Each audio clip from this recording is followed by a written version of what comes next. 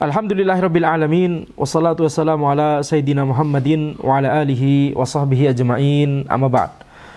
Kita lanjutkan insyaallah pembahasan kitab Syarah Al-Qawaidil Arba' karya Syekh Shalih bin Abdul Aziz Al-Syekh, di mana syarah ini menjelaskan matan Al-Qawaidul Arba' karya Syekhul Islam Muhammad bin Abdul Wahhab rahimahullah taala.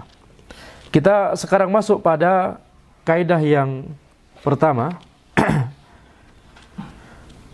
Setelah kita membahas tentang yakni poin penting di pertemuan sebelumnya, kita membahas sebuah yakni kaidah atau sebuah prinsip bahwa seseorang walaupun zahirnya mengerjakan berbagai amalan ibadah, seseorang walaupun zahirnya itu merupakan orang soleh, ahli ibadah, atau bahkan ahli ilmu, tetapi bisa jadi di sisi Allah Subhanahu wa taala dia adalah orang kafir. Nah, ini prinsip yang besar sekali ya para masyayikh, ya ikhwah. Ini prinsip yang besar. Kenapa? Karena disinilah banyak syubhat dan banyak kejahilan terkait dengan prinsip ini. Yani yang penting adalah, yang harus kita perhatikan adalah bagaimana penilaian dari Allah, penilaian tentang diri kita di sisi Allah Subhanahu wa taala. Dan itu dilakukan dengan cara kita berusaha untuk mentauhidkan Allah, tunduk kepada Allah, tunduk kepada syariat Allah, mengikuti Nabi Muhammad sallallahu alaihi wasallam. Ya, mengerjakan apa yang Allah perintahkan dan menjauhi apa yang Allah larang. Dan konsekuensi dari mentauhidkan Allah adalah menjauhi kesyirikan. Maka tidak boleh bagi seseorang untuk mengerjakan berbagai amalan ibadah, akan tapi justru dia mengerjakan sebuah hal yang itu paling dilarang dan paling dibenci oleh Allah Subhanahu wa taala, yaitu kesyirikan. Telah dijelaskan di pertemuan sebelumnya, walaupun seseorang itu mengerjakan banyak sekali amalan ibadah, tapi dia mengerjakan satu saja kesyirikan akbar, syirik akbar, atau kufur akbar, atau nifak akbar, kemudian dia tidak bertaubat sampai meninggalnya, maka orang ini telah keluar dari Islam, berbahaya. Ya, itulah bahayanya dari dosa pembatal keislaman, syirik akbar, kufur akbar, dan nifak akbar.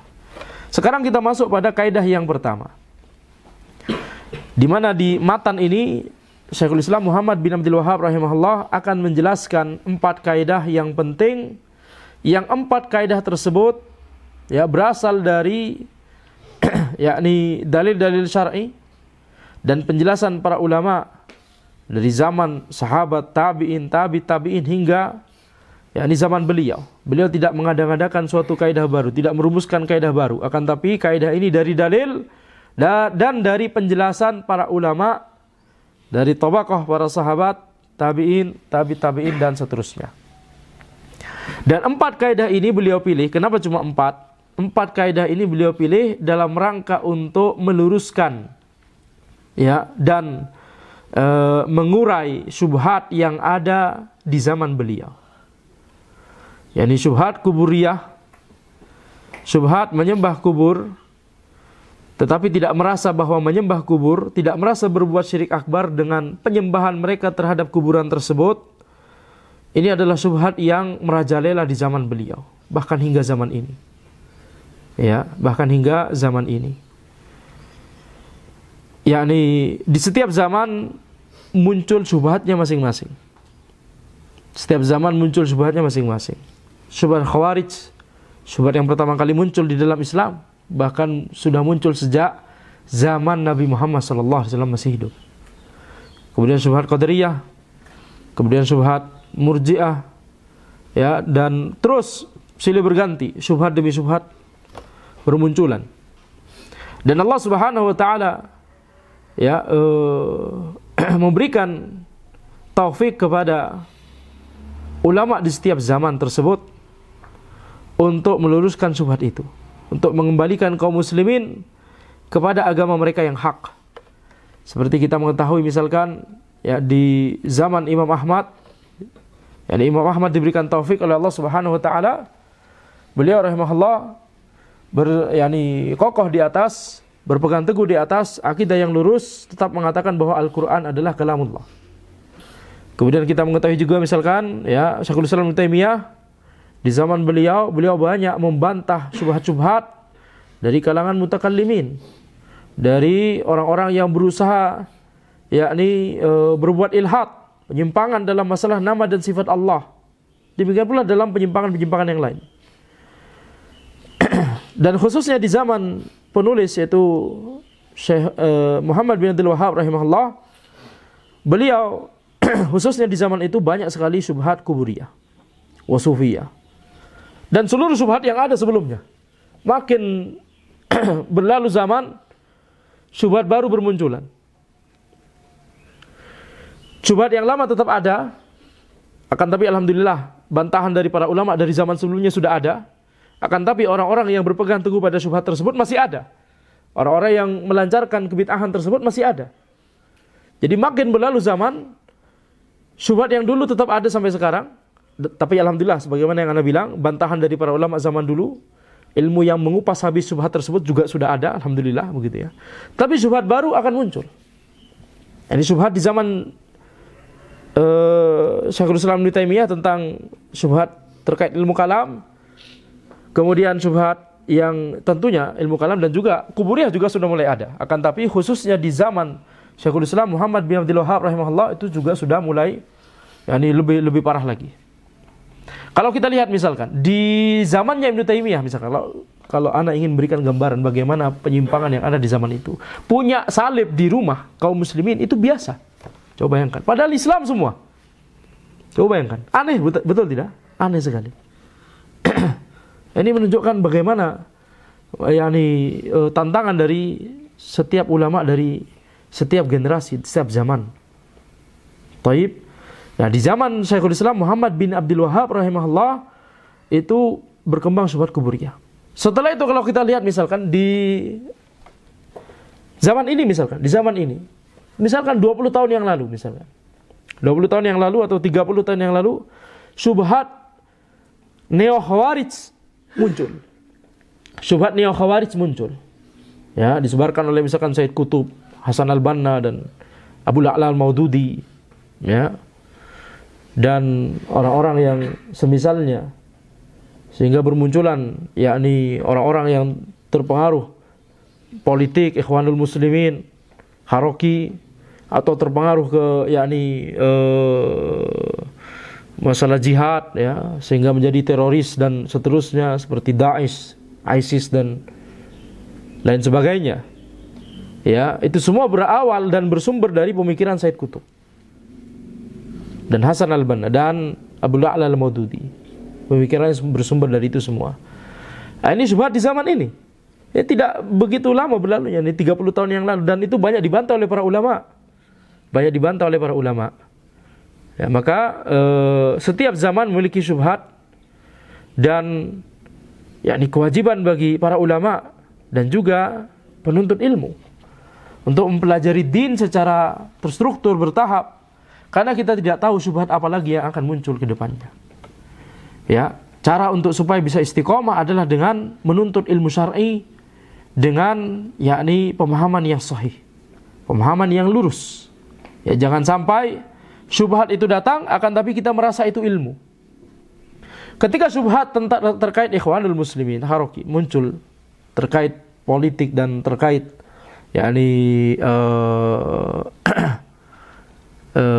neo-khawarij itu muncul, itu banyak juga merangsek ke Indonesia dan itu banyak merusak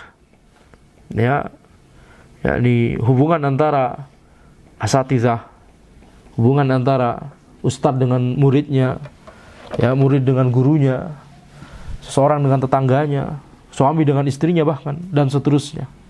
Ya, kerusakannya besar akibat syubhat. Oleh karena itu kewajiban bagi penuntut ilmu adalah semangat untuk mempelajari ilmu syar'i, karena dengan itu kita bisa mengetahui mana yang syubhat dan mana yang bukan, mana yang fitan dan mana yang bukan. Adapun orang yang tidak berilmu maka dia tidak menyadari bahwa itu adalah fitan. Dia menyadari bahwa itu adalah, yakni bahkan bisa jadi menyadari bahwa itu adalah al-haq. Nauzubillah min dzalik. Sekarang kita masuk pada kaidah yang pertama, al-qaidatul ula, an ta'lama annal kufar alladzina qatalahum Rasulullah sallallahu alaihi wasallam muqirruna bi anna Allah ta'ala huwal khaliq ar-raziq al-mudabbir. Wa anna dzalika lam yudkhilhum fil Islam. Wad dalilu qauluhu ta'ala qul may yarzuqukum minas sama'i wal ard amma yamliku as-sam'a wal absar wa may yukhrijul hayya minal mayyiti wa yukhrijul mayyita minal hayy wa may yudabbirul amra fasayaquluna Allah faqul afala tattaqun. Kaidah yang pertama, bahwa engkau harus mengetahui bahwa orang-orang kafir yang diperangi oleh Rasulullah sallallahu alaihi wasallam, yakni orang-orang kafir Quraisy, mereka semua muqirruna bi anna Allah ta'ala huwal khaliq. Mereka semua meyakini, menetapkan bahwa Allah adalah pencipta, yang menciptakan mereka, yang menciptakan alam semesta. Ar-Razik, yang memberikan rizki. Al-Mudabbir, yang memelihara alam semesta. Wa anna dzalika lam yudkhilhum fil Islam, dan bahwa itu, ya, keyakinan mereka itu, penetapan mereka itu bahwa Allah adalah Al-Khaliq, Ar-Razik, Al-Mudabbir, pencipta, yang memberikan rizki, yang memelihara dan mengatur segala urusan di alam semesta ini, semua itu tidak memasukkan mereka ke dalam Islam. Buktinya Allah Subhanahu wa taala mengutus Rasulullah sallallahu alaihi wasallam untuk, yakni, berdakwah. Allah Subhanahu wa taala mengutus Nabi Muhammad sallallahu alaihi wasallam untuk mendakwahkan Islam, mendakwahkan tauhid kepada mereka. Jadi ini menunjukkan bahwa mereka itu belum dinilai sebagai kaum muslimin di sisi Allah Subhanahu wa taala. Belum mentauhidkan Allah dengan, ya, ketauhidan yang hak, dengan ketauhidan yang sahih. Akan tapi kita lihat di sisi yang lain, kita melihat bahwa, yakni, mereka kita melihat bahwa mereka itu, yakni, menetapkan Allah Subhanahu wa taala sebagai Al-Khaliq. Menetapkan Allah sebagaimana, yakni, taib, ana cukup marah sekali kepada antum, ya. Ulangi, hapus semua rekaman barusan. Kemudian, yakni, jangan kemudian antum menganggap. Sekarang kita masuk pada sebentar. Di Zoom suaranya bergema, tapi gak usah di Zoom berarti. Kalau begini gimana? Karena ana aktifkan audio barusan. Taib, antum jangan sampai salah ngeditnya, ya Ali, nanti, ya. Jelas? Taib. Sekarang kita masuk pada kaidah yang pertama yang dijelaskan oleh Syekhul Islam Muhammad bin Abdul Wahhab rahimahullah dalam kitab beliau ini, Al-Qaidatul Ula, an ta'lama annal kuffar alladzina qatalahum Rasulullah sallallahu alaihi wasallam muqirruna bi anna Allah ta'ala huwal khaliq ar-raziq al-mudabbir.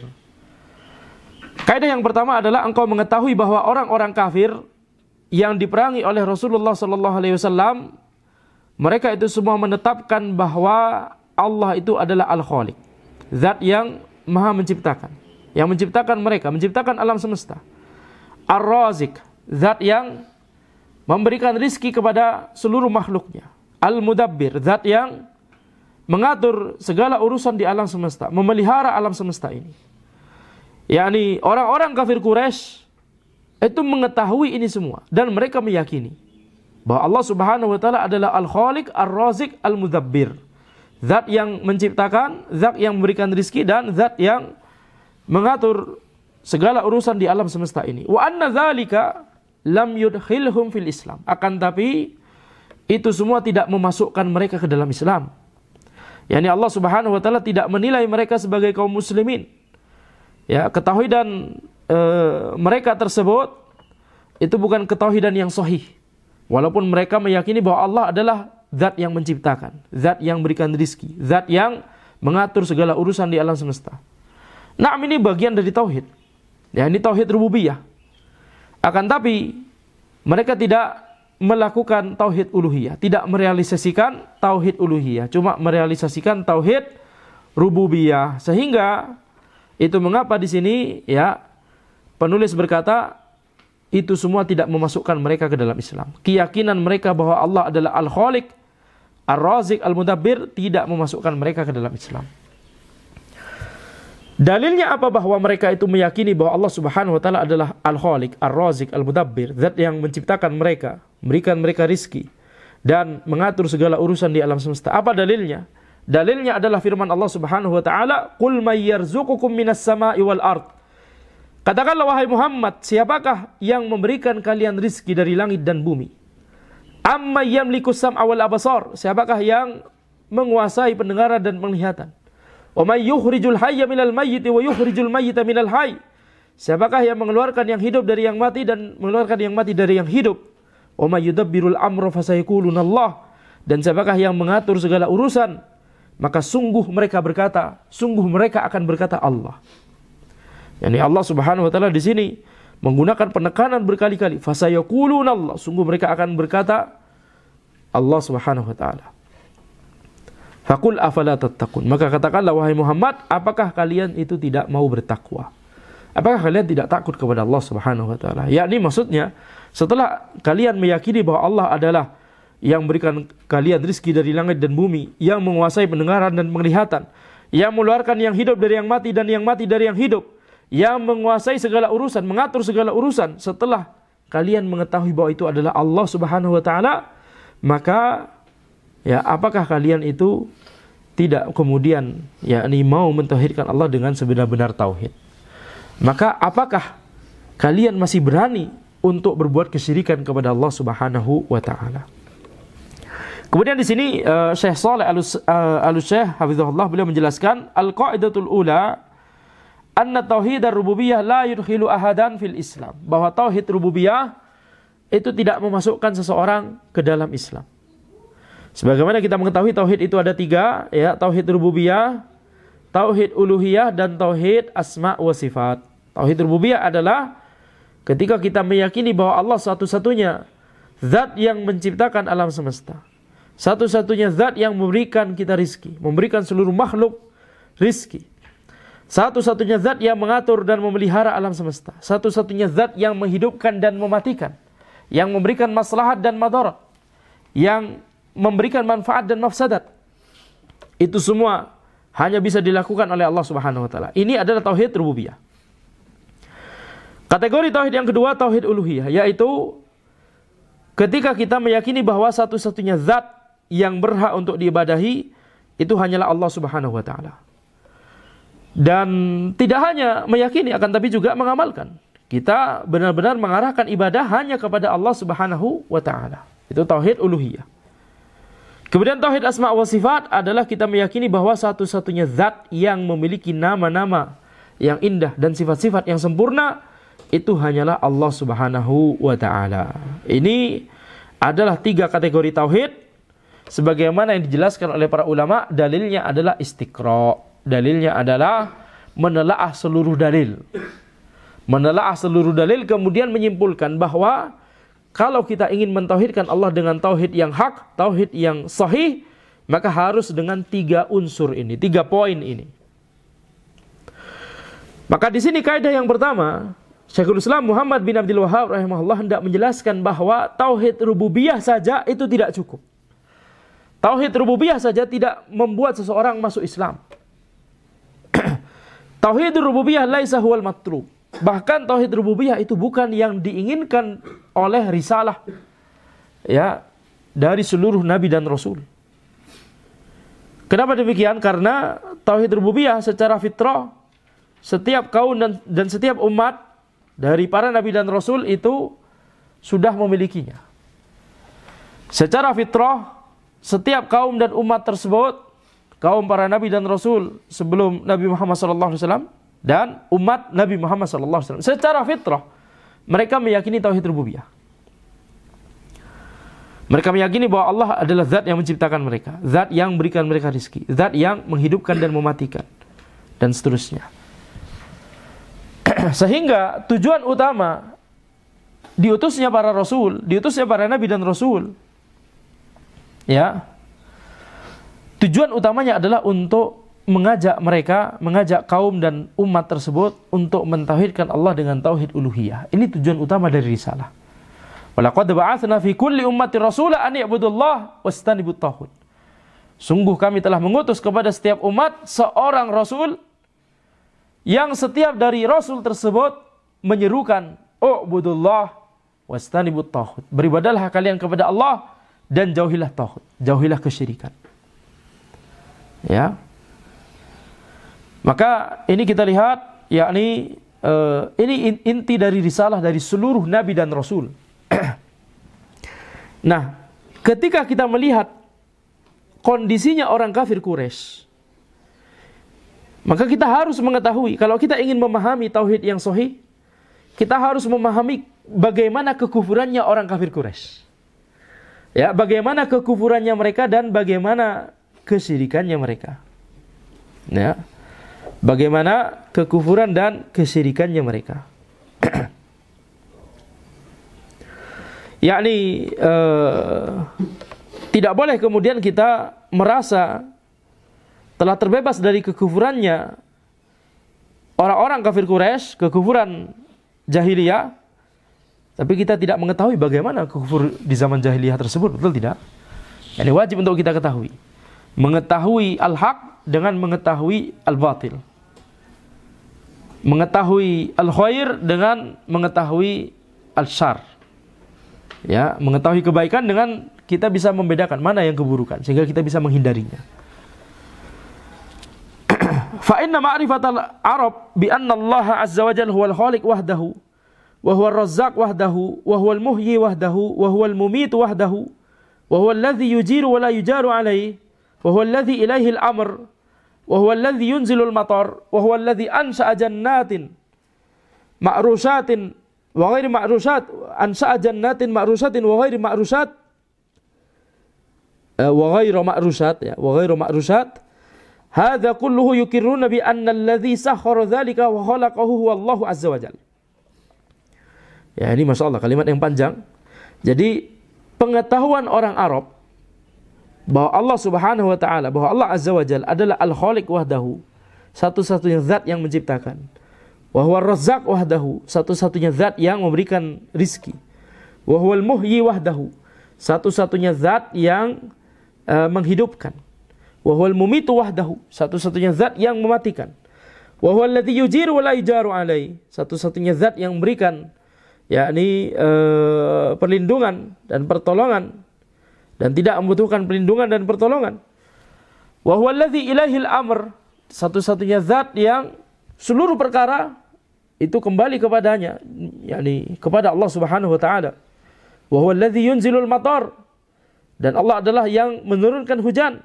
Wa huwal ladzi ansha jannatin ma'rushatin wa ghairu ma'rushatin, dan Allah adalah zat yang yakni menumbuhkan taman-taman, pepohonan-pepohonan yang ma'rushat wa ghairu ma'rushat. Ma'rushat yakni buahnya tinggi dari tanah, ghairu ma'rushat buahnya tidak tinggi dari tanah. Jadi segala macam jenis pepohonan dan tumbuh-tumbuhan dan tanam-tanaman, ya, dan tanam-tanaman. Hadza kulluhu yukirruna bi anna Allah bi anna alladhi sakhkhara dzalika wa khalaqahu Allah. Semua orang Arab pada saat itu meyakini bahwa, menetapkan bahwa yang menciptakan ini semua, ya, segala yang ada di alam semesta, pepohonan, tumbuhan, gunung, lautan, semuanya itu adalah Allah Azza wa Jalla. Wa ma'a dzalika ma nafa'ahum. Akan tapi, ya, walaupun mereka telah meyakini hal tersebut, itu tidak memberikan manfaat kepada mereka. Mereka tetap dicap kafir oleh siapa? Oleh Allah dan Rasulnya sallallahu alaihi wasallam. Betul tidak? Tetap dinilai kafir. Itu mengapa Allah Subhanahu wa taala mengutus Rasulullah sallallahu alaihi wasallam kepada mereka. Ya. Walam yaj'alhumullahu azza wa jalla bidzalika min ahli Islam. Itu tidak membuat, yakni Allah Subhanahu wa taala menjadikan mereka sebagai ahlul Islam. Qala azza wa jalla wa ma yu'minu aktsaruhum billahi illa wa hum musyrikun. Ya, sebagian besar dari mereka itu tidak beriman kepada Allah kecuali bahwa mereka itu adalah orang-orang musyrik. Jadi dinilai musyrik oleh Allah Subhanahu wa taala. Wa ma yu'minu aktsaruhum billah, ya, tidaklah sebagian besar dari mereka itu beriman kepada Allah, yakni al-iman bi rububiyatihi. Jadi maksud dari ayat ini adalah tidaklah sebagian besar dari mereka itu beriman kepada Allah, jadi dengan iman rububiyah, mengimani tauhid rububiyah, Akan tapi illa wahum musyrikun, akan tapi di saat yang sama mereka tetap orang musyrik. Tidaklah mereka melakukan apa? Melakukan mengimani Allah Subhanahu wa taala, akan tapi mereka tetap musyrik. Ya. Wa ma yu'minu aktsaruhum billah illa wahum musyrikun. Tidaklah mereka itu beriman kepada Allah kecuali mereka tetap dinilai musyrik oleh Allah Subhanahu wa taala. Kenapa? Itu berarti kan pertanyaannya, kenapa? Ya, ini di sini ada illa ya, bukan wa. Kalimatnya ayat ini bukan wa ma yu'minu aktsaruhum billah wa hum musyrikun. Kalau gitu maknanya, maka ini dua kalimat yang satu makna. Mereka tidak beriman kepada Allah dan mereka adalah orang-orang musyrik. Khalas. Betul? Satu makna. Tapi kalimatnya di sini ayat ini adalah illa, bukan wa. Wa ma yu'minu aktsaruhum billah illa wa hum musyrikun. Tidaklah mereka beriman kepada Allah kecuali mereka itu musyrik. Sama seperti yakni tidaklah orang ini yakni di satu sisi tersenyum kepada tetangganya kecuali di belakangnya berencana jahat. Nah begitu ya. Yani, mereka sebagian besar dari mereka disebutkan di ayat ini beriman kepada Allah. Akan tapi di saat yang sama mereka musyrikun. Kenapa demikian? Karena iman yang dimaksud di ayat ini adalah iman birububiyatihi. Mengimani rububiyah Allah Subhanahu wa taala. Illa wa hum musyrikun fi ibadatihi. Akan tapi ya mereka itu musyrik, melakukan kesyirikan dalam beribadah kepada Allah Subhanahu wa taala. Melakukan kesyirikan dalam masalah ibadah. Fanzuru ila hali kufaril Arab mukirruna bi afradir rububiyah. Maka lihatlah kepada kondisi orang-orang kafir Arab. Mukirruna bi afradir rububiyah. Mereka itu menetapkan unsur-unsur dari tauhid rububiyah. Bi aktsari afradir rububiyah, lebih dari satu. Banyak sekali, sebagian besar poin tauhid rububiyah mereka imani. Naam, tidak semua poin rububiyah mereka imani, tidak semua. Ada sebagian unsur tauhid rububiyah yang naam tidak mereka imani. Seperti misalkan melakukan tatoyur ya dengan burung, mau safar, maka mereka menerbangkan burung. Kalau burung terbangnya ke sini, berarti yakni bisa safar. Kalau burungnya terbang ke arah yang lain, maka ini nggak jadi safar karena itu dianggap pertanda buruk. Ya, ini menciderai tauhid rububiyah mereka. Kan tapi sebagian besar poin dari tauhid rububiyah itu mereka imani. Kama qala azza wajal, sebagaimana yang difirmankan oleh Allah Subhanahu wa taala, dan ini ayat yang dinukilkan oleh penulis Syekhul Islam Muhammad bin Abdul Wahhab rahimahullah. Qul may yarzuqukum minas sama'i wal ard. Katakanlah wahai Muhammad, siapakah yang memberikan kalian rizki dari langit dan bumi? Ini satu poin berarti. Masalah meyakini bahwa Allah adalah satu-satunya zat yang memberikan rizki. Amma yamliku sam'a wal absar. Siapakah yang menguasai pendengaran dan penglihatan? Ini menguasai juga termasuk tauhid rububiyah. Wa may yukhrijul hayya minal mayyiti wa yukhrijul mayyita minal hayy. Mengeluarkan yang hidup dari yang mati dan mengeluarkan yang mati dari yang hidup. Ini juga unsur dari tauhid rububiyah. Wa may yudabbirul amr. Dan siapakah yang mengatur segala urusan di alam semesta? Ini poin keempat. Ini juga tauhid rububiyah. Fasayaquluna Allah. Dan sungguh mereka akan berkata Allah Subhanahu wa taala. Faqul afala tattaqun. Maka katakanlah wahai Muhammad, apakah kalian itu tidak bertakwa? Apakah kalian tidak takut? Fasayaquluna Allah, di sini Allah berfirman fasayaquluna, sungguh mereka akan berkata, Allah, menjawab Allah, yakni alladzi yaf'alu hadzal asya' huwallahu wahdah. Yakni yang melakukan segala sesuatu tersebut itu hanyalah Allah semata. Faqul afala tattaqun, maka katakanlah wahai Muhammad, apakah kalian itu tidak bertakwa kepada Allah? Apakah kalian tidak takut kepada Allah Azza wa Jal? Yakni ataquluna dzalika wa tukirruna bi wahdaniyatihi fi rububiyah. Ini maksudnya apakah kalian itu berkata meyakini seluruh yakni 4 aspek tauhid rububiyah tadi yang disebutkan di ayat tadi? Wa tukirruna bi wahdaniyatihi fi rububiyah, meyakini keesaan Allah dalam masalah rububiyah. Fala tattaqunahu fi ibadatihi wahdah. Akan tapi kalian tidak takut kepada Allah dalam yakni beribadah kepada Allah. Harusnya hanya beribadah kepada Allah saja. Wa tarkil isyraki bihi, dan meninggalkan kesyirikan dalam masalah ibadah kepada Allah. Faqama alaihimul hujjah bima aqarru bihi ala ma ankaruhu. Nah, ini poin penting. Ya, faqama alaihimul hujjah bima aqarru bihi ala ma ankaruhu. Yani Allah Subhanahu wa taala menetapkan atas mereka hujjah menggunakan apa yang mereka yakini. Ini dijadikan hujjah atas apa yang mereka ingkari. Mereka meyakini apa, mereka mengingkari apa. Padahal ini adalah konsekuensi, ada iltizam di sini, ada konsekuensi. Kalau antum meyakini ini, harusnya antum meyakini ini juga. Tapi sekarang antum meyakini yang ini, tapi mengingkari yang itu. Ini kontradiksi. Ya. Wa hadhihi hiya tariqatul Qur'an fi iqamatil hujjah 'alal musyrikin. Dan inilah metode Al-Qur'an untuk menetapkan hujjah kepada kaum musyrikin. Salah satu metodenya. Ya. Fa inna min barahini tauhid tauhidul ibadah an tuqamal hujjah bi tauhidir rububiyah. Karena di antara hujjah dan dalil tauhid, yakni tauhid ibadah, itu hujjahnya adalah menggunakan tauhid rububiyah. Ya, hujjahnya adalah menggunakan tauhid rububiyah. Contohnya di ayat ini. Yani Allah Subhanahu wa taala hendak menyuruhkan kepada mereka untuk mentauhidkan Allah dengan tauhid uluhiyah, dengan mengingatkan kembali terlebih dahulu bahwa mereka itu melakukan tauhid rububiyah. Ya, kontradiksi yang besar kalau antum melaksanakan tauhid rububiyah tapi kemudian tidak melaksanakan tauhid uluhiyah. Li'anna man kana huwal fa'il wahdah, yakni huwal khaliq wahdah war razzaq wahdah ila akhir afradi rububiyah fa innahu huwal ladzi yastahiqqul ibadah duna ma siwa. Karena jika ada zat yang bisa melakukan itu semua semata, yakni cuma zat tersebut yang bisa melakukannya, cuma zat tersebut yang bisa menciptakan, cuma zat tersebut yang bisa memberikan rizki, dan seluruh aspek rububiyah, ya kita sebutkan seluruh aspek rububiyah, cuma zat tersebut yang bisa melakukannya, maka zat ini adalah satu-satunya zat yang berhak untuk diibadahi. Tidak ada selain zat ini yang berhak untuk diibadahi. Ini maksudnya, ini konsekuensinya maksudnya. Hubungan antara tauhid rububiyah dan tauhid uluhiyah. Seseorang ketika meyakini tauhid rububiyah, maka konsekuensinya adalah harusnya dia merealisasikan tauhid uluhiyah. Walihadza qala azza wajal munkiran 'alal musyrikin. Oleh karena itu Allah azza wajal mengingkari orang-orang musyrik.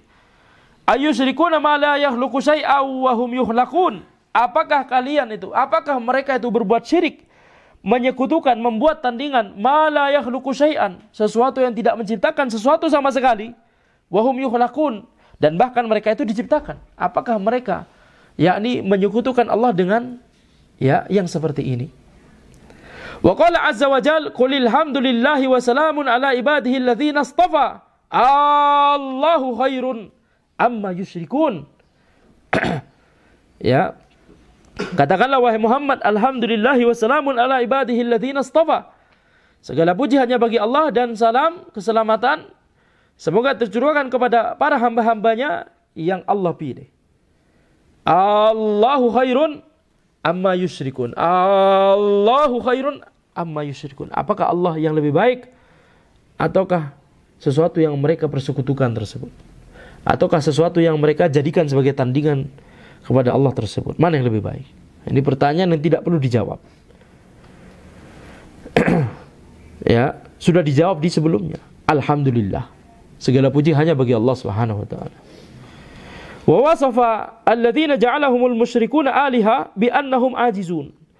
Yani Allah Subhanahu wa taala mensifati sesuatu yang dijadikan oleh kaum musyrikin sebagai alihah, sebagai sesembahan mereka, bi annahum ajizun. Allah mensifati sesembahan-sesembahan ini, sesembahan-sesembahan kaum musyrikin ini dengan ajizun, sesuatu yang tidak mampu. Walaysa lahum qudrah, tidak memiliki kemampuan. Walaysa lahum khalq, tidak bisa menciptakan. Ya, walaysa lahum sifatun taj'alu ulaika yatawajjahuna ilaihim. Ya, tidak memiliki sifat yang membuat mereka itu yatawajjahuna ilaihim, yakni tidak memiliki sifat sama sekali yang kemudian layak untuk kaum musyrikin itu bergerak menuju mereka. Yakni mengarahkan ibadah kepada mereka, mendekatkan diri kepada mereka, tidak memiliki sifat-sifat yang layak untuk kemudian orang-orang musyrik itu yatawajjahuna ilaihim. yatawajjahuna ilaihim. Ada dua dhamir jamak di situ. Yatawajjah al-musyrikuna ila ma'budihim, itu maksudnya. Ya, yatawajjahul musyrikuna ila alihatihim. Taib. Dua dhamir jamak maknanya berbeda, ya, kembalinya ke yang berbeda. Kama qala azza wa jal wa iyyaslubuhumuz dzubabu syai'an la yastanqidhuhu min. Kalau seandainya lalat itu mengambil sesuatu dari mereka, la yastanqidhuhu min. Tidak bisa, yakni berhala-berhala tersebut atau sesembahan-sesembahan tersebut mengambil sesuatu yang sudah diambil lalat tadi. Ini bentuk, yakni ajib.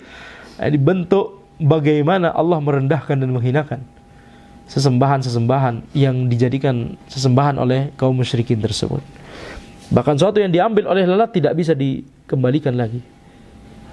Bahkan untuk menangkap lalat tersebut bahkan tidak bisa juga. Da'ufat talibu wal matrub. Da'ufat talibu wal matrub. Ya, orang yang beribadah dan orang yang atau sesuatu yang diibadahi sama-sama lemah. Itu diantara tafsiran para ulama terkait ayat ini. Hadza mithlul ladzina tawajjahu ilaihim bil ibadah wa iqraril musyrikina birububiyyah lam yudkhilhum fil Islam. Ya, ini seperti alladzina tawajjahu ilaihim bil ibadah. Seperti yakni sesembahan-sesembahan yang orang-orang musyrik itu mendekatkan diri mereka kepada sesembahan-sesembahan tersebut dengan ibadah. Hadza mithlul ladzina, yakni mithlul aliha alladzina tawajjahu, yakni alladzina tawajjahal musyrikuna ilaihim ila tilkal aliha. Oh gitu ya. Dhamirnya harus paham antum. Banyak dhamir jamak maknanya berbeda-beda itu. Kembalinya kepada berbeda, yakni kembalinya berbeda-beda. Hadza mithlul ladzina, mithlu al aliha alladzina tawajjaha al musyrikuna ila alihatihim bil ibadah. Ya, ini seperti seperti sesembahan-sesembahan yang orang-orang musyrik itu mendekatkan diri mereka kepada sesembahan-sesembahan itu. Mendekatkan diri dengan ibadah. Wa iqrarul musyrikina birububiyyah. Wa iqrarul musyrikina birububiyyah lam yudkhilhum bil Islam. Dan penetapan kaum musyrikin terhadap tauhid rububiyah itu tidak masukkan mereka ke dalam Islam. Nastantiju min dzalik anna iqrara man ba'dahum birububiyyah la ya'ni annahum mu'minun. Konsekuensi dari hal ini, kesimpulannya adalah kita menyimpulkan bahwa setiap yang menetapkan poin-poin yang sama, tauhid rububiyah saja, dari orang-orang setelah mereka, dari orang-orang setelah orang-orang kafir Quraisy, kafir jahiliyah, kalau mereka cuma menetapkan, kalau orang-orang setelah kafir Quraisy ini, kafir jahiliyah ini, cuma menetapkan tauhid rububiyah saja, maka ini bukan berarti mereka sudah mukmin di sisi Allah Subhanahu wa taala. Mungkin bagi kita secara zahir kita yakini, kita anggap muslim, mukmin kalau mengucapkan syahadat, ya, salat dan seterusnya. Akan tapi bisa jadi di sisi Allah tidak dinilai sebagai kaum mukminin. Kenapa? Karena tidak mentauhidkan Allah dengan tauhid uluhiyah. Fa idza ata'atin wa qala ana mu'minun billahi huwa rabb huwal khaliq wa huwa rabbi wa huwa alladhi yarzuquni wa huwa alladhi ahyani wa huwa alladhi yumituni, hadza la yu'addu mu'minan al-iman asy-syar'i, yakni la yu'addu musliman hatta ya'tiya bit tauhid. Kalau ada seorang yang berkata aku adalah mukmin, bahwa Allah itu adalah Rabb, bahwa Allah adalah Al-Khaliq, zat yang maha menciptakan, Allah adalah Rabbku, Allah adalah zat yang memberikanku rizki, Allah adalah zat yang menghidupkanku dan mematikanku, maka ini tidak langsung teranggap mukmin di sisi Allah dengan iman yang syar'i, iman yang hak, yakni la yu'addu musliman, tidak teranggap muslim sampai dia mentauhidkan Allah. Tidak teranggap muslim di sisi Allah sampai dia mentauhidkan Allah Subhanahu wa taala. Ya, adapun kalau di sisi kita kaum yakni penilaian orang, kita cuma bisa menilai zahirnya, betul tidak? Yang dibahas oleh Syekh di sini adalah yakni di sisi Allah Subhanahu wa taala. Bukankah itu yang penting? Betul? Itu yang penting. Kita harus berusaha. Kita tidak benar-benar bisa mengetahui tentunya. Itu hal ghaib. Bagaimana penilaian Allah? Apakah Allah ridha kepada kita? Kita tidak bisa benar-benar mengetahui. Akan tapi kita bisa berusaha. wajib berusaha. Dan Allah tidak akan menzalimi hambanya. Betul? Allah akan berikan hidayah kepada orang yang meminta hidayah kepada Allah Subhanahu wa taala. Tidak akan kemudian ada kasusnya orang yang sudah berusaha mencari keridhaan Allah, ya, yakni tidak mau menyimpang begitu ya, berusaha istiqomah tapi kemudian Allah tidak berikan hidayah. Tidak ada ceritanya. Tayyib. Karena itu merupakan bentuk kezaliman dan Allah yakni tidak berbuat zalim sama sekali kepada para hambanya. Walihada ghalatal mutakallimun حينما عرفوا الإله بأنه القادر على الاختراع. Oleh karena itu orang-orang ahli kalam itu telah melakukan kesalahan besar ketika mereka mendefinisikan ilah sebagai al-qadir alal ikhtira. Mereka mendefinisikan kata al-ilah sebagai al-qadir alal ikhtira, zat yang mampu untuk menciptakan. Jadi makna la ilaha illallah, tidak ada Tuhan, tidak ada pencipta selain Allah. Tidak ada Tuhan yang menciptakan selain Allah. Ini makna ya yang dipahami oleh orang-orang ahli kalam. Di catatan kaki unzur Majmu' al-Fatawa qala Syekhul Islam rahimahullah wa laysal muradu bil ilah wal qadir 'ala al-ikhtira' kama dhannahu man dhannahu min a'immatil mutakallimin. Bukanlah makna dari al-ilah itu adalah zat yang mampu untuk menciptakan saja, begitu ya. Itu maksudnya. Tentunya Allah adalah zat yang mampu untuk menciptakan, betul tidak? Nah, tapi kalau kemudian cuma dipahami sebagai itu saja, ini masalahnya.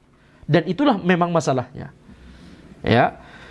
Jadi bukanlah makna dari al-ilah itu hanyalah zat yang mampu menciptakan, mampu untuk menciptakan. Sebagaimana yang dipikirkan, sebagaimana yang dipahami oleh para imam mutakallimin, haitsu dhanna anna al-ilahiyah huwal qudra 'ala al-ihtira' duna ghairihi. Lihat, ada perkataan duna ghairihi. Bahwa para imam mutakallimin mereka berpikir bahwa makna dari ilahiyah itu adalah kemampuan untuk menciptakan saja, titik. Ya, kemampuan untuk menciptakan saja. Wa anna man aqarra bi anna Allah huwal qadir 'ala al-ihtira' duna ghairihi. Ya, duna ghairihi di sini bisa bermakna yakni cuma Allah yang bisa menciptakan. Tidak ada selain Allah yang bisa menciptakan. Ini juga ya ini yang dipikirkan oleh mereka. Jadi duna ghairihi ini bisa kita pahami dua makna. Ya, yaitu tapi mungkin yang lebih zahir dari sini adalah maknanya adalah bahwa orang-orang imam mutakallimin itu meyakini bahwa ilahiyah itu adalah kemampuan untuk bahwa satu-satunya zat yang menciptakan, yang mampu untuk menciptakan itu hanyalah Allah. Duna ghairi ini maksudnya adalah hanyalah Allah. Selain Allah tidak mampu untuk menciptakan. Ya, mungkin ini yang paling zahir dari perkataan Syekhul Islam Ibnu Taimiyah ini. Tapi kalau kita melihat bagaimana penjelasan para a'immatul mutakallimin tersebut dan prakteknya mereka ketika mereka membahas tentang tauhid, mereka membatasi makna ilah itu hanya ini, satu-satunya zat yang mampu untuk menciptakan. Tidak ada selain Allah yang mampu untuk menciptakan. Nah, cuma ini makna dari kalimat tauhid la ilaha illallah.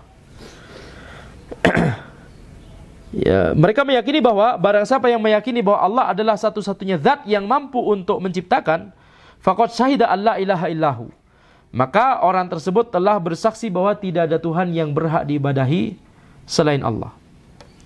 Fa'inal musyrikina kanu yukirruna bihadza wa hum musyrikuna kama taqaddama bayanuhu. Maka sungguhnya orang-orang musyrik itu yakni menetapkan itu, meyakini hal tersebut. Betul tidak? Orang-orang musyrik telah meyakini hal tersebut, telah meyakini bahwa Allah adalah satu-satunya zat yang menciptakan. Akan tapi di saat yang sama wa hum musyrikun kama taqaddama bayanuhu. Akan tapi di saat yang sama mereka adalah musyrik. Sebagaimana yang telah berlalu penjelasannya. Balil ilahul haqqu huwa alladhi yastahiqu bi ay ya'budu bal ilahul haqqu huwa alladhi yastahiqu bi ay yu'bad. Fahuwa ilahun bi makna ma'luh. Akan tapi al-ilah yang hak itu adalah zat yang berhak untuk diibadahi, satu-satunya zat yang berhak untuk diibadahi. Fahuwa ilahun bi makna ma'luh. Maka Allah adalah ilah dengan makna ma'luh. Taib, ini kaidah yakni makna dari ilah di kalimat tauhid la ilaha illallah, makna ilah adalah ma'luh, yakni ma'bud, zat yang diibadahi. Ilah di situ bukan bermakna alih, bukan bermakna alih, ism fa'il alih, tapi dia adalah ism maf'ul, ma'luh. Ilah di situ bermakna ism maf'ul ma'luh, bukan bermakna ism fa'il alih.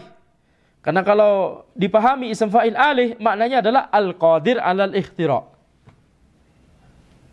zat yang mampu untuk menciptakan. Tapi yang benar dari makna tersebut, dari kalimat tauhid tersebut, dari kata ilah di kalimat tauhid tersebut adalah ilah maknanya ma'luh, yakni zat yang diibadahi, ma'bud. Sehingga makna dari kalimat tauhid la ilaha illallah, la ma'buda illallah, tidak ada zat yang berhak untuk diibadahi kecuali Allah Subhanahu wa taala. Jadi ngantuk di pelajaran bahasa Arab bisa terjatuh kepada kesyirikan ya. Tapi ini bukan hanya sekedar salah dalam bahasa Arab, ini memang salah dalam masalah akidah dan tauhid. Taib. Nah, mereka sendiri yang memutuskan untuk ilah kita maknai ism fa'il alih. Taib. Nah, qalu al-ilahu huwal qadir 'alal ikhtira' fa indahum ma'na la ilaha illallah raji'un ila rububiyah. Mereka berkata al-ilah, orang-orang mutakallimin mereka berkata al-ilah itu adalah al-qadir 'alal ikhtira', zat yang mampu untuk menciptakan, satu-satunya zat yang mampu untuk menciptakan. Maka di sisi mereka, menurut ahli mutakallim, ahli kalam, menurut ahli kalam, makna la ilaha illallah itu kembali kepada tauhid rububiyah saja. Itu mengapa kalau kita melihat kepada kitab-kitabnya ahli kalam dari kalangan Mu'tazilah, dari kalangan Asy'ariyah, maka kitab tauhid mereka itu cuma bahas tauhid rububiyah saja. Kitab tauhid mereka cuma membahas tauhid rububiyah saja. Tidak membahas tauhid uluhiyah. Atau membahasnya tapi dengan statement yang umum.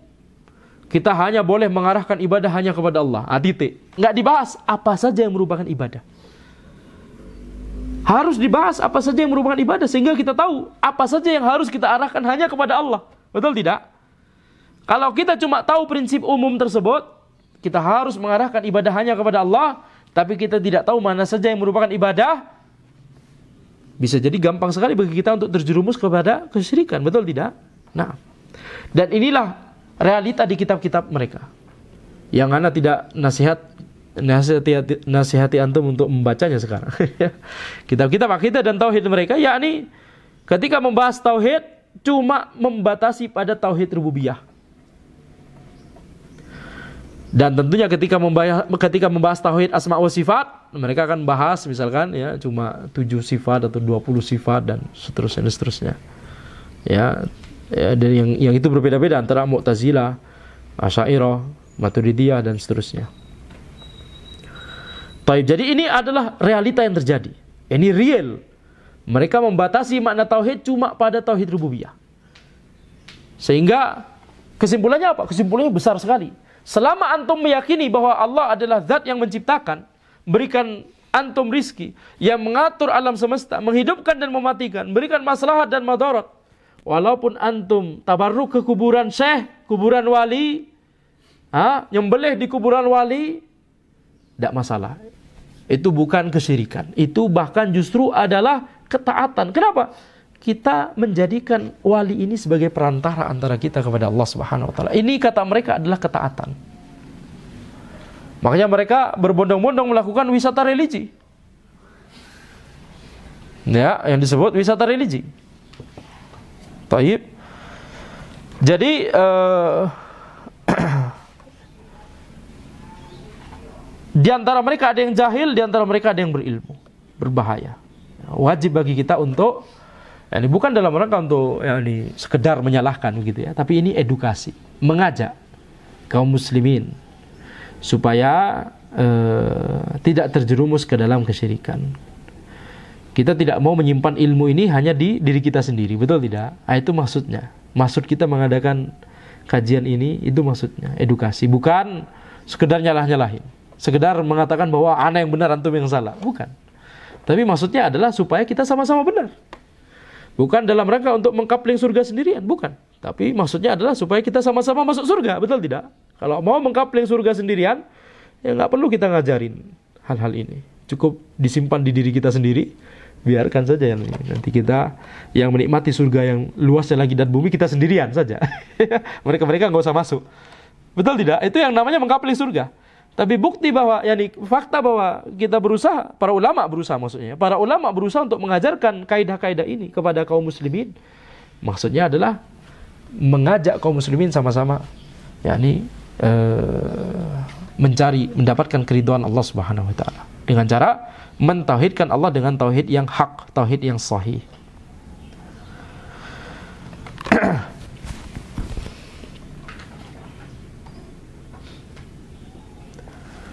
Wa hadza a'dhamu ghalatin ala dinil Islam, dan ini adalah kesalahan yang besar terhadap agama Islam, di dalam dinul Islam. Alladzi ghalatu bihil mutakallimuna 'ala din, yang orang-orang ahli kalam itu memiliki kesalahan di dalam din ini, wa 'alal millah, mereka melakukan kesalahan terhadap millah ini, terhadap din ini, bahkan bahasa di sini 'alad din 'ala millah. Mereka melakukan kesalahan terhadap din ini, terhadap millah ini. Haitsu ja'alul, tidak hanya sekedar mereka melakukan kesalahan di dalam din ini, di dalam millah ini, bukan tapi terhadap. Kenapa? Karena pengaruh dari mereka membuat orang-orang setelah mereka itu ikutan salah. Yang salah di sini siapa? A'immatul mutakallimin, imam-imamnya ahli kalam. Kalau mereka melakukan sesuatu, memfatwakan sesuatu, mengajarkan sesuatu, kira-kira bakal diikuti atau tidak? Diikuti oleh jamaah mereka, orang-orang yang mempercayai ilmu mereka. Sehingga kesalahan mereka tersebut dalam din, al-ghalat fid din, ghalatuhum fid din wa ghalatuhum 'alad din. Kesalahan mereka dalam agama Islam ini, itu kesalahan mereka terhadap agama ini. Tanggung jawab mereka berbahaya. Haitsu ja'alul ibtila'a waqi'an fi rububiyah, di mana mereka itu menjadikan ibtila itu cuma ada di rububiyah. Apa maksudnya? Ujian yang diuji, para nabi dan rasul ketika berdakwah kemudian mendapatkan ujiannya itu cuma di rububiyah saja. Bukan. Ujiannya itu di tauhid uluhiyah. Betul? Al-ibtila laisa waqi'an fi rububiyah, bal waqi'un fil uluhiyah. Rububiyah, ibtila, ujian dari orang-orang musyrik. Demikian pula ini juga ujian dari Allah Subhanahu wa taala, betul tidak? Tapi yang diperselisihkan antara Nabi dan Rasul dengan kaumnya, dengan umat Nabi Muhammad SAW dengan umat beliau, dan para Nabi dan Rasul sebelumnya dengan kaumnya masing-masing, adalah dalam masalah uluhiyah. Fa'idha ayqana annal mujiba lil asya' wal khaliqa laha huwa Allah, fa'innahu yakunu indahu mu'minan musliman. Barang siapa yang meyakini bahwa yang menetapkan sesuatu dan menciptakan sesuatu itu adalah Allah, maka ini di sisi mereka, di sisi ahli kalam tersebut, adalah sudah cukup untuk sebagai mukmin muslim. Yani menurut mereka, orang yang sekedar meyakini bahwa Allah adalah zat yang satu-satunya zat yang menciptakan, menurut para ulama ahli kalam, ini di sisi Allah orang ini sudah muslim, mukmin. Wa hadza ghairu makna al-uluhiyah, dan ini bukan makna uluhiyah. Li'anna la ilaha illallah maknaha la ma'budu haqqun illallah azza wajalla. Karena makna kalimat tauhid la ilaha illallah maknanya adalah tidak ada Tuhan yang berhak diibadahi kecuali Allah azza wajalla. Di catatan kaki, qala At-Tabari rahimahullah inda tafsiri la ilaha illahu yaqul, At-Tabari rahimahullah berkata dalam tafsir beliau tentang ayat la ilaha illahu, beliau berkata la ma'budu bihaqqin tajuzu ibadatuhu wa tasluhul uluhiyatu lahu illallahu alladhi hadhi sifatuhu. Tidak ada zat yang berhak untuk diibadahi secara hak, yang boleh untuk diibadahi dan boleh untuk diarahkan uluhiyah, dinisbatkan uluhiyah kepadanya, kecuali Allah, di mana sifat ini adalah sifatnya. yakni satu-satunya zat yang memiliki sifat-sifat ini hanyalah Allah. Ini sifat apa? Sifat berhak, satu-satunya yang berhak untuk diibadahi, satu-satunya zat yang berhak untuk memiliki sifat uluhiyah. Ya, itu semuanya yakni tidak ada yang memilikinya kecuali Allah Subhanahu wa taala. Fad'uhu ayyuhan nas mukhlishina lahuddin. Maka berdoalah hanya kepada Allah wahai manusia, mukhlishina lahuddin, mengikhlaskan, memurnikan agama hanya kepada Allah Subhanahu wa taala. Mukhlishina ad-dina lahu. Mukhlishina ad-dina lahu. Dengan memurnikan agama hanya kepada Allah Subhanahu wa taala. Mukhlishina lahuddin. Intaha wa qala Syaukani rahimahullah fi Fathil Qadir. Syaukani rahimahullah berkata dalam tafsir beliau Fathul Qadir fi tafsir qoulihi ta'ala, dalam tafsir ayat la ilaha illahu, ay la ma'budu bihaqqin illahu wa hadhil jumlah khabarul mubtada. Yani tidak ada zat yang berhak untuk diibadahi secara hak kecuali Allah Subhanahu wa taala, dan kalimat ini adalah khabar dari mubtada. Taib. Itu terkait rangkaian ayat sebelumnya ya. Fa ma'naha raji'un ilal ubudiyah la ilal rububiyah. Jadi makna kalimat tauhid la ilaha illallah itu kembali kepada uluhiyah. Utamanya kembali kepada uluhiyah, bukan kepada rububiyah. Walaupun kita katakan rububiyah mencakup juga, tercakup juga, rububiyah tercakup di situ juga. Ya, tapi juga mencakup uluhiyah, dan itu adalah inti utama dari ajaran para nabi dan rasul, seluruh nabi dan rasul. Idzan muradus Syekh rahimahullah min hadhil qaidah al-muhimma al-yaqiniyah bi anna hadhil qaidah yaqiniyah min halil kufar wal musyrikin bi annahum muqirruna bi tauhid rububiyyah wa lam yanfa'hum wa lam yudkhilhum bil Islam wa lam yaj'al lahum haqqan. Maka maksud dari Syekh penulis yaitu Syekhul Islam Muhammad bin Abdul Wahhab rahimahullah dari kaidah ini yang penting ini dan kaidah yang yakin ini ya, tidak diragukan lagi kebenarannya, bahwa kaidah yang yakin ini tentang kondisi orang-orang kafir dan orang-orang musyrik, bahwa mereka itu menetapkan tauhid rububiyah, akan tapi itu tidak bermanfaat bagi mereka. Tauhid rububiyah mereka tersebut tidak bermanfaat bagi mereka dan tidak memasukkan mereka ke dalam Islam, ya, walam yaj'al lahum haqqan, dan tidak menjadikan mereka itu yakni berada di atas al-haq, atau tidak menjadikan mereka memiliki hak sebagai kaum muslimin. Ya, mungkin itu makna yang lebih zahir dari kalimat ini. Li'annahum asyraku ma'allahi azza wajal alihatan ukhra. Karena mereka berbuat kesyirikan kepada Allah azza wajal, menyekutukan Allah dengan sesembahan-sesembahan yang lain. Wa abadu alihatahum al-batilah, dan mereka beribadah kepada sesembahan-sesembahan mereka yang batil tersebut. Wa qalu aja'alal alihata ilaha wahida. Mereka berkata, apakah dia hendak menjadikan alihah, sesembahan-sesembahan ini yang banyak ini, ilahan wahida, sebagai satu ilah saja? Mereka ya kaget dan takjub dan ya tidak percaya dengan yakni ajaran tauhid yang disampaikan oleh Nabi Muhammad SAW. Mereka saking terbiasanya dengan banyaknya sesembahan. Aja'alal alihata ilaha wahida. Apakah dia akan menjadikan sesembahan-sesembahan ini cuma dengan satu sesembahan saja? Ini kurang, kata mereka. Ajib. Karena keyakinan mereka adalah semakin banyak jalur perantara, semakin bagus menuju Allah Subhanahu wa taala. Ini kesyirikan mereka, keyakinan mereka. Fa idza nazarna fi hadzal zaman wa fi zaman asy-syekh wa ma qablahu wa ma ba'dahu fi anna hunaka man yuqinu birububiyyah walakinahu yusyriku bil ibadah. Kalau kita melihat zaman kita, zamannya Syekh, zaman sebelumnya dan zaman setelahnya, bahwa ada orang-orang yang meyakini tauhid rububiyah akan tapi mereka melakukan kesyirikan dalam masalah ibadah. Fa inna dzalika la yanfa'uhu kahalil awwalin. Maka itu tauhid rububiyah yang dia yakini tersebut tidak akan bermanfaat baginya sebagaimana kondisi orang-orang di generasi pertama. Ini maksudnya orang-orang kafir Quraisy, orang-orang kafir jahiliyah. Li'anna al-qa'idah anna musyrikil Arab kanu yuqinuna birububiyah. Karena kaidah ini maksudnya adalah ya, intinya orang-orang musyrik dari orang-orang Arab di zaman jahiliyah, mereka itu meyakini rububiyah. Wal yaum qad ya'ti ala ba'dil nufus dha'fun. Dan hari ini bisa jadi ya mendatangi sebagian dari orang-orang yakni suatu kelemahan. Idza sami'a man yaqul, jika dia mendengar orang ada yang berkata insyaallah, ya berkata insyaallah, au sami'a man yadhkurullaha azza wajal, atau mendengarkan orang yang berzikir kepada Allah, au yaqulu anillaha huwa rabbuh, atau berkata tentang Allah bahwa Allah itu adalah Rabbnya, wa huwa maulahu, pelindungnya, pemeliharanya, au nahwu dzalik, atau yang semacamnya, dzannahu musliman, dia berpikir ini pasti muslim.